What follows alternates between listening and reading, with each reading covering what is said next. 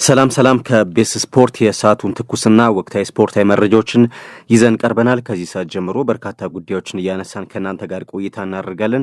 ከምናነሳቸው ጉዳዮች መካከል ፖል ስኮልስ ስለ አርሰናል የሰጠው አስተያየት በበርካታ መገናኛ ብዙሃን እያነጋገረ ነው የሚገኘው። አርሰናል ዋንጫ ከወሰደ ደካማው ቡድን ሻምፒዮን እንደሆነ ነው የሚቆጥረው የሚለው አስተያየት ማለት ነው። ከዛ ውጭ ማይክል ካሪክ በማንቸስተር ዩናይትድ በቋሚነት ይቀጥላል ወይ የሚለው ጥያቄ እየተነሳ ነው የሚገኘው። በማንቸስተር ዩናይትድ በኩልም አሰልጣኙ ውጤታማ ከሆነ በዛው በኦልድ ትራፎርድ እንዲቀጥል ፍላጎት እንዳላቸው መሰማቱም ጭምር እየተዘገበ ነው የሚገኘው። ከዝውውር ጋር ተያይዞ ዳግላስ ሉዊዝ ከቼልሲ ይልቅ አስቶን ቪላን መርጦ ወደ ቪላ ፓርክ ለማቅናት መቃረቡ እየተዘገበ ነው የሚገኘው። ከዚህ ዝውውር ጋር ተያይዞ ያሉ መረጃዎችን እናነሳለን። ከዛ ውጭ ሌሎች የምናነሳቸው ጉዳዮች አሉ። ብሩኖ ፈርናንዴዝም የማንቸስተር ዩናይትድ ቆይታውን በተመለከተ ውሳኔ ያሳልፏል። እነዚህን ሁሉ ትሰማላችሁ። እንደዚህ አይነት መረጃዎች በተደጋጋሚ እንዲደርሷችሁ ደግሞ ቻናላችንን ሰብስክራይብ እና ለወዳጆቻችሁ በማጋራት ከኛ ጋር ቆይታ ማድረጋችሁን ቀጥሉ እንላለን። ከፖል ስኮልስ መረጃ እንነሳ። አርሰናል በ23ኛ ሳምንት የእንግሊዝ ፕሪሚየር ሊግ በሜዳው በማንቸስተር ዩናይትድ ከተሸነፈ በኋላ በርካታ ሴቶች እየተሰጡ ይገኛሉ። ከጨዋታ ጋር በተያያዘ የቀድሞ የማንቸስተር ዩናይትድ አማካይ ፖል ስኮልስ የሰነዘሩ አስተያየት ደግሞ ዛሬም በበርካታ መገናኛ ብዙሃን ትኩረት ስቦ ውሏል። አርሰናል የዘንድሮን የፕሪሚየር ሊግ ዋንጫ ካሸነፈ ለእኔ በጣም መጥፎ ወይንም ደካማው ቡድን ዋንጫ እንደወሰደ ነው የምቆጥረው በማለት አስተያየቱን ሰጥቷል። ስኮልስ ለዚህ ድምዳሜው እንደ ዋና ምክንያት ያቀረበው ደግሞ የመድፈኞቹን የአጥቂ መስመር ድክመት ነው። ባለፉት ዓመታት የፕሪሚየር ሊጉን ዋንጫ ያነሱ ክለቦች ሁሉም እጅግ አስፈሪ የፊት መስመር ነበራቸው የሚለው ስኮልስ የዚህ ዓመቱ አርሰናል ግን በአጥቂ ክፍሉ እዚህ ግባ የሚባል አይደለም ብሏል። የባለፈውን ዓመት የሊቨርፑል ጠንካራ የአጥቂ ክፍል በማነጻጸሪያነት በማቅረብ ጭምር ስኮልስ የመድፈኞቹን የአጥቂ ክፍል ተችቷል። የወቅቱን ምርጥ ቡድን ምረጥ ብባል ከአርሰናል የፊት መስመር አንድም የምመርጠው ተጫዋች ጭምር የለም ሲል የቀድሞው የማንቸስተር ዩናይትድ አማካይ ፖል ስኮልስ ተሰምቷል። በመድፈኞቹ ቤት የተሻለ ብቃት አለ የሚባለውን ቡካዮ ሳካን ሳይቀር የተቸው ስኮልስ ተጫዋቹ በዚህ ዓመት ግብ ማስቆጠርም ሆነ ለግብ የሚሆኑ ኳሶችን አመሻሽቶ በማቀበር ረገድ እጅግ ደካማ ጊዜ እያሳለፈ እንደሚገኝ ተናግሯል። ያው ሳካ ባለፉት 13 ጨዋታዎች የጎል ድርቅ የመታው ተጫዋች ነው ማለት ይቻላል በእርግጥ ነገር ግን በዚህ ደረጃ በስኮልስ የሚያስተቸው ብቃት ላይ ይገኛል ወይ የሚለውም አጠያያቂ ነው። ለማንኛውም የማንቸስተር ዩናይትድም የአርሰናል በተለይ የአርሰናል ደጋፊዎች በዚህ የፖል ስኮልስ አስተያየት ላይ ምን ሀሳብ አላችሁ የሚለውን አስተያየቶቻችሁን እንጠብቃለን። ከፖል ስኮልስ አርሰናል ላይ የተሰነዘረው ትችት ተገቢ ነው ትላላችሁ ወይንስ አይደለም? አርሰናል ላይ በዚህ ሰዓት የማይመጥን ትችት ነው ትላላችሁ?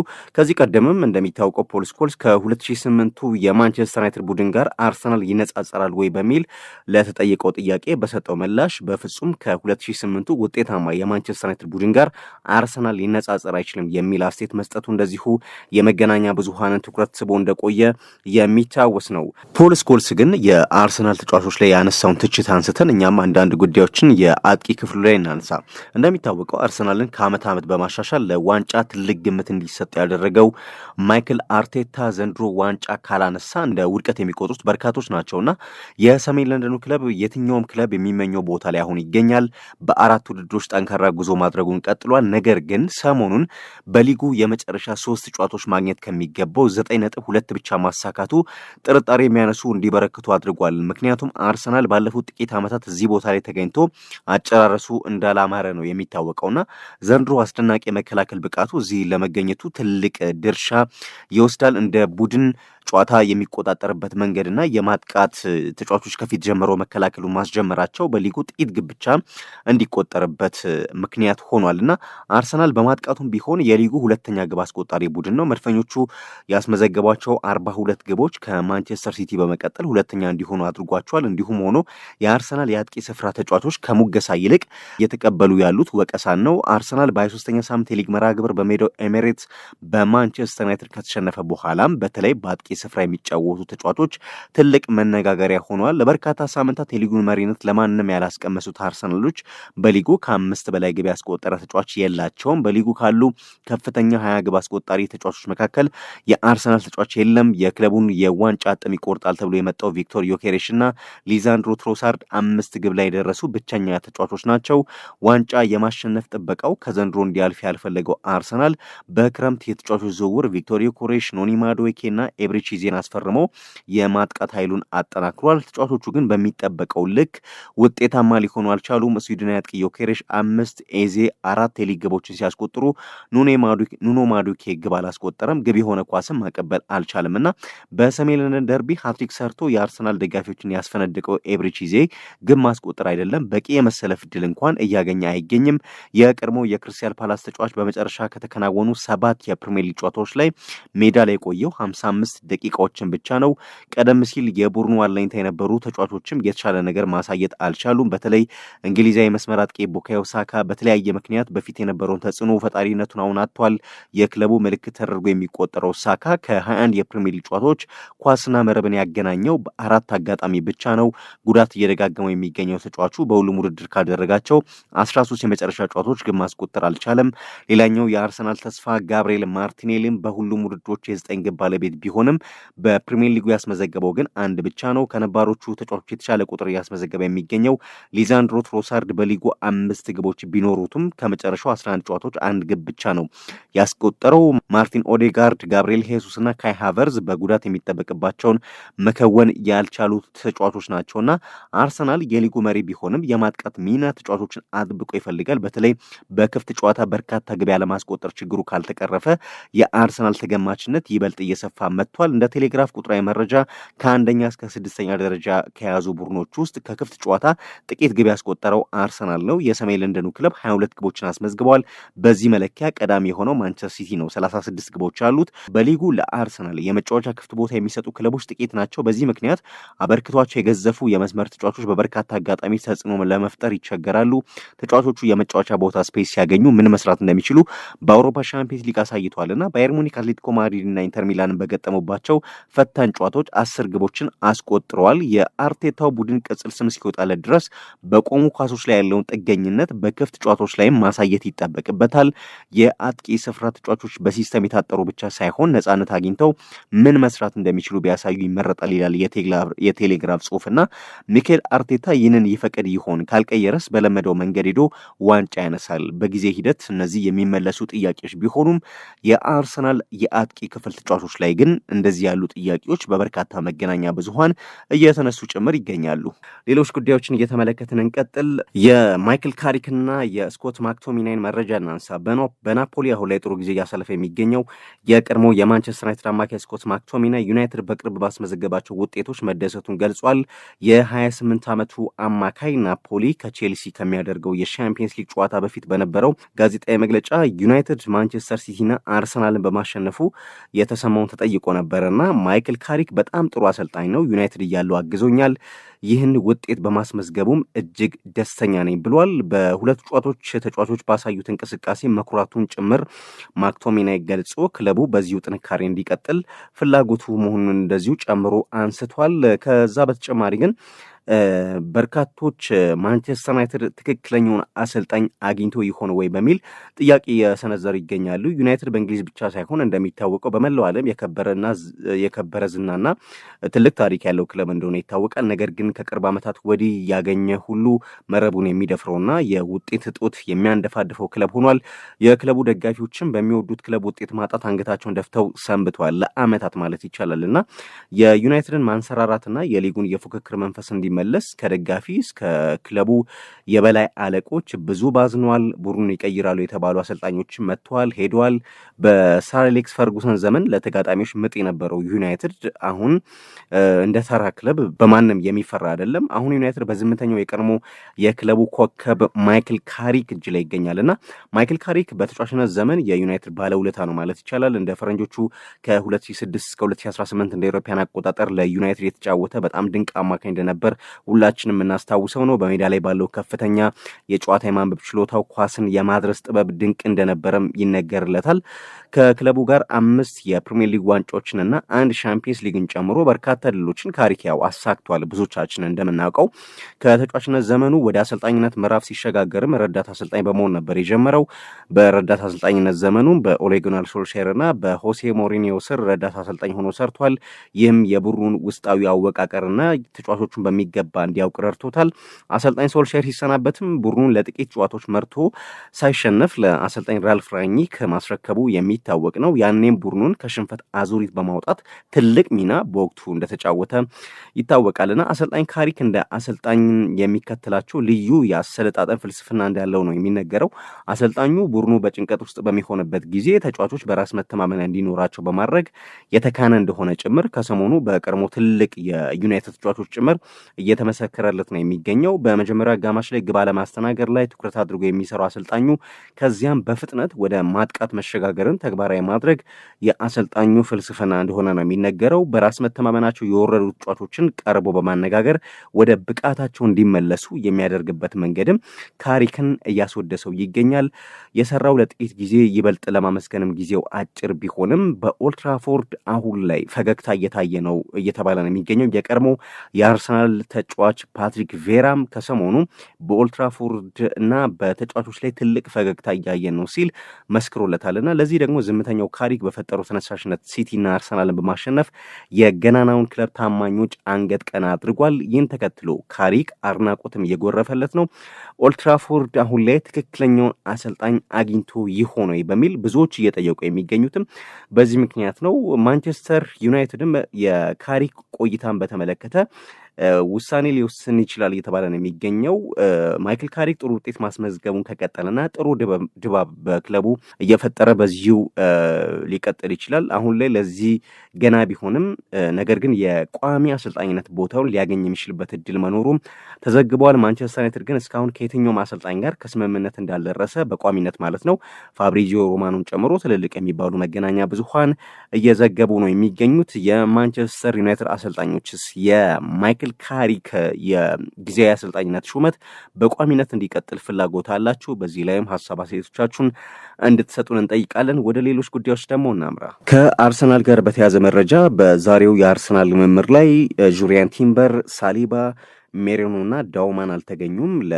ከካይራት አልማቲ ጋር ጨዋታ ሁለቱ ቡድኖች ያደርጋሉና በዛ ጨዋታ ላይ ረፍት እንደሚሰጣቸው ይጠበቃል። በሌላ በኩል ካላፊዮሪና ሃቨርዝ ደግሞ ወደ ልምምድ መመለሳቸው እየተነገረ ነው የሚገኘው እና በዚህ ምክንያት ነው እነዚህ ተጫዋቾች አብዛኞቹ ተጫዋቾች ረፍት ሊሰጣቸው ስለሚችል እንዳልተገኙ እየተዘገበ የሚገኘው እና በርካታ ቋሚ ተጫዋቾቹን አሰልጣኝ ማይክል አርቴታ በዚህ ጨዋታ ላይ እንደማይጠቀም ተነግሯል። ከዛ ውጭ ግን ከጉዳት የተመለሱ እንደ ካላፊዮሪና ካይ ሃቨርዝ ያሉ ተጫዋቾች ግን እድል ሊሰጣቸው እንደሚችል እየተዘገበ ነው የሚገኘው። አርሰናል እንደሚታወቀው በአውሮፓ ሻምፒየንስ ሊግ አስደናቂ ግስጋሴ እያደረገ ይገኛልና ይህንን ተከትሎ ያው በቀጥታ ወደ ተከታዩ ዙር ካለፉ ክለቦች መካከልም ቀዳሚው እንደሆነ ይታወቃል። በዚህ ምክንያት ነው ከዚህ ቀደም በቋሚነት ላልጀመሩ ተጫዋቾች አሰልጣኝ ማይክል አርቴታ የመጫወት እድል ይሰጣል የተባለው። በርካታ ግን የቡድኑ ቋሚ የሚባሉ ተጫዋቾች በተቀያሪ ወንበር ላይ እንደሚቀመጡ ነው መረጃዎች የሚያሳዩት። ከዛ ውጭ ከጉዳት ጋር በተያያዘ ዜና ፓትሪክ ዶርጉ ለ10 ሳምንታት ከሜዳ ሊርቅ እንደሚችል በበርካታ መገናኛ ብዙሃን እየተዘገበ ነው የሚገኘው። በ23ኛ ሳምንት የእንግሊዝ ፕሪሚየር ሊግ ተጠባቂ ከነበሩ ጨዋታዎች መካከል ማንቸስተር ዩናይትድ አርሰናልን 3-2 ያሸነፈበት መርሃ ግብር ይገኝበታል። በዚህ ጨዋታ ድንቅ ግብ ያስቆጠረው ፓትሪክ ዶርጉ ጨዋታው ሊጠናቀቅ 10 ያህል ደቂቃዎች ሲቀሩት የጡንቻ መሸማቀቅ ጉዳት እንዳጋጠመው የሚታወቅ ነው። ዘ አትሌቲክ ባስነበበው ጽሑፍም ለ10 ሳምንታት ከሜዳ ሊርቅ እንደሚችል አትቷል። ዶርጉ በማይክል ካሪክ ስር በአዲስ ሚና ድንቅ እንቅስቃሴን እያሳየ ነው። በሁለት ጨዋታዎች በተከታታይ ግብ አስቆጥሯል። በማይክል ካሪክ የተሰጠው ልዩ ሚና ለተጫዋቹ የቅርብ ጊዜ መሻሻል ተጠቃሽ እንደሆነ እየተነገረ ነው የሚገኘው። ከመከላከል ይልቅ ከሜዳው አጋማሽ ከፍ ብሎ ወደ ማጥቃቱ እንዲያዘነብል በሚያደርገው የአሰልጣኙ አሰላለፍ ዶርጉ ውጤታማ ሆኗል። በዚህ ውድድር ዓመት ዶርጉ 22 ጨዋታዎች ላይ ተሰልፎ 3 ግቦችን ሲያስመዘግብ 3 ኳሶችን ደግሞ አመሻሽቶ አቀብሏል። ዶርጉ አሁን በገጠመው ጉዳት ምክንያት ታዲያ 8 ጨዋታዎች የሚያመልጡት ይሆናልና በተለይ በቅርብ ጨዋታዎች ላይ በአሰልጣኝ ማይክል ካሪክ በቋሚነት ከሚጀምሩ ተጫዋቾች መካከል አንደኛው ተጫዋች ፓትሪክ ዶርጉ ነበረና የዚህ ተጫዋች በጉዳት እነዚህን ሁሉ ሳምንታት ከሜዳ መራቁ በተወሰነ መልኩ የአሰልጣኙ ታክቲክ ላይ ተጽዕኖ እንደሚፈጠርና በተለይ ፓትሪክ ዶርጉ ተመራጭ መሆኑን ተከትሎ የፊት መስመር ክፍሉ ላይም ክፍተት ሊፈጥር እንደሚችል ይገመታል። ነገር ግን ያው ሌሎች አማራጮችን አሰልጣኝ ማይክል ካሪክ እንደሚጠቀም ይጠበቃልና እንደሚታወቀው በጣም ወጣት ተጫዋቾች መካከል አንደኛው ዶርጉ ነው። ነገር ግን በአሰልጣኝ ሩበን አሞሪም ስር በተደጋጋሚ የሚተችና የሚነቀፍ ተጫዋች ነበረ። በፍጥነት በአሰልጣኝ ማይክል ካሪክ ስር ከተለወጡ ቀዳሚ ተጫዋቾች መካከል ግን ይህ ተጫዋች ይጠቀሳል። ለማንኛውም በጉዳት እነዚህን ሁሉ ሳምንታት ከሜዳ ይርቃል ተብሏልና በጣም ለማንቸስተር ዩናይትድ ደጋፊዎች አሳዛኝ ሊባል የሚችል ዜና ነው ማለት ነው። የፓትሪክ ዶርጉ በጉዳት ምክንያት ለ10 ሳምንታት ከሜዳ ይርቃል መባሉ። ሌላኛው የብሩኖ ፈርናንዴዝን ጉዳይ እንመልከት። ብሩኖ ፈርናንዴዝ በኦልትራፎርድ ያለውን ቆይታ በተመለከተ በውድድር ዓመቱ መጨረሻ ውሳኔ ያሳልፋል ተብሎ ተነግሯል። የተጫዋቹ ኮንትራት እንደሚታወቀው 2027 ላይ እንደሚጠናቀቅ ይታወቃል። ነገር ግን ኮንትራቱ የማራዘምም አማራጭ አለው ለማንቸስተር ዩናይትድ። ነገር ግን ባለፈው የውድድር ዓመት ተጫዋቹ ወደ ሳዑዲ ያመራል ሲባል በማንቸስተር ዩናይትድ በኩል ተጫዋቹን የማቆየት ፍላጎት አልነበረም እና በዛ ምክንያት ተጫዋቹ ብስጭት ውስጥ ገብቶ እንደነበርም ጭምር ሲነገር ነበር። ነገር ግን በተለይ አሰልጣኝ ማይክል ካሪክ ቡድኑን ከተረከበ በኋላ በጣም አስደናቂ ከሆኑ ተጫዋቾች መካከል ብሩኖ ፈርናንዴዝ አንደኛው ነው። በሁለቱም ጨዋታዎች ላይ የነበረው ተሳትፎ እጅግ አስደናቂ ነው። እንደውም በማንቸስተር ሲቲው ጨዋታ የጨዋታው ኮከብ መባሉ ይታወቃል። የ22ኛ ሳምንት የእንግሊዝ ፕሪሚየር ሊግ ምርጡ ተጫዋች በመባል ኮከብ ተጫዋች በመባል መመረጡም የሚታወቅ ነው ብሩኖ ፈርናንዴዝ እና በአርሰናሉን ጨዋታ የነበረው የተጫዋቹ ሚና የሚታወቅ ነው። ማንቸስተር ዩናይትድ ጨዋታውን በድል እንዲወጣ የነበረው ቁልፍ ሚና በበርካቶች እያስወደሰው ይገኛል ብሩኖ ፈርናንዴዝን።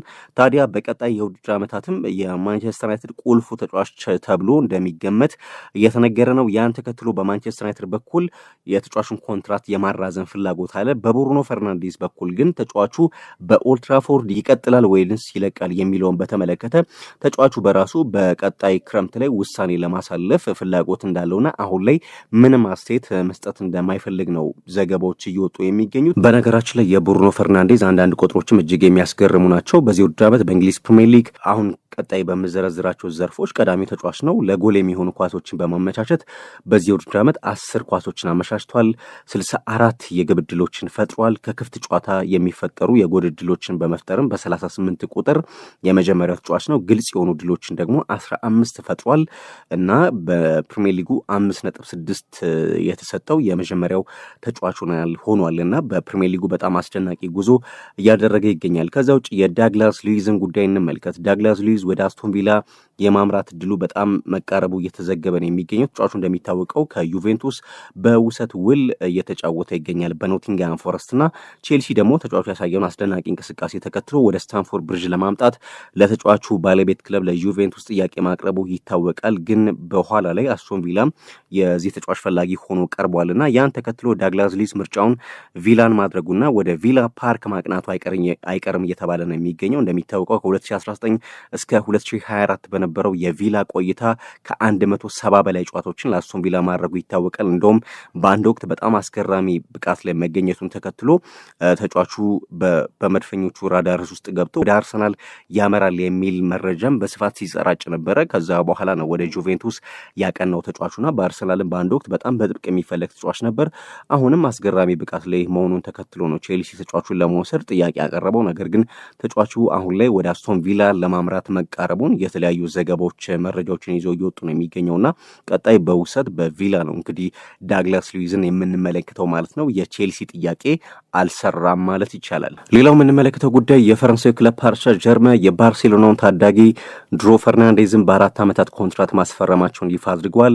ባርሴሎና ከተጫዋቹ ዝውውር 8 ሚሊዮን ዩሮ ወደ ካዝናው የላማሲያ ምሩቅ የሆነው ድሮ ፈርናንዴዝ በጨዋታ ሰዓት ማጣት ምክንያት ፓሪስ ሰን ዠርመንን ለመቀላቀል ከውሳኔ መድረሱ ተነግሯል። ታዳጊው በበርካታ ታላላቅ የአውሮፓ ክለቦች ቢፈለግም የሉዊዝ ኤንሪኬን ፒኤስጂ ተጫዋቹ መምረጡን የተነገረው። ተጫዋቹ ከፊርማው በኋላ ፒኤስጂን በመቀላቀሌ ትልቅ ደስታና ኩራት ተሰምቶኛል፣ ለዚህ ማሊያ ያለኝን ሁሉ አደርጋለሁ ሲል ወደ ፒኤስጂ ካመራ በኋላ እንደዚሁ አስተያየቱን ሰጥቷል። የኤንሪክን ጉዳይ እናንሳ። ብራዚላዊ አጥቂ እንደሚታወቀው ኤንሪክ በውሰት አሁን ላይ በኦሎምፒክ ሊዮን እያሳለፈ እንደሚገኝ ይታወቃልና አሁን ላይ ተጫዋቹ ባለው አቅም እንደሚያምንና በቀጣይ ስኬታማ መሆን የሚፈልገው በሪያል ማድሪድ መሆኑ ተገልጿል። ባለፈው እንደሚታወቀው በፈረንሳይ ሊግ ሃትሪክ ጭምር መስራቱ ይታወቃል ተጫዋቹና በሚቀጥለው የውድድር ዓመት ያለውን ምርጥ ብቃት ለማሳየት ጥሩ እድል እንዲሰጠው እንደሚፈልግ ተነግሯል።